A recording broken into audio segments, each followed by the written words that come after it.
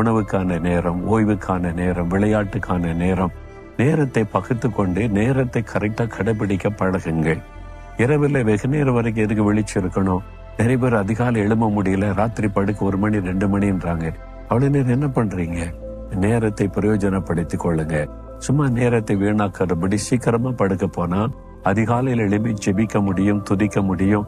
அந்த நாள் முழுவதும் உங்களுக்கு சந்தோஷமா இருக்கும். அதனால நீங்க யாரா இருந்தாலும் உங்களுடைய நேரத்தை நீங்க பகுத்து உங்க நேரத்தை கரெக்டா கடைபிடிக்க உங்களை அர்ப்பணித்துக் கொள்ளுங்க. அப்ப ஆண்டவரும் உங்களை ஆசீர்வதிப்பார். ஏன்னா அது கடைசி காலம். காலத்தை பிரயோஜனப்படுத்திக் கொள்ளுங்க. சரியா? எத்தனை மணி நேரத்தை வீணாக்குறீங்கன்னு உட்கார்ந்து யோசித்து பார்த்தா தெரிஞ்சிடும். ஒரு நிமிடத்தை கூட வீணாக்க முடியாது. ஒரு நிமிஷம் கிடைப்பது இன்னைக்கு பெரிய விஷயமா இருக்கிறது.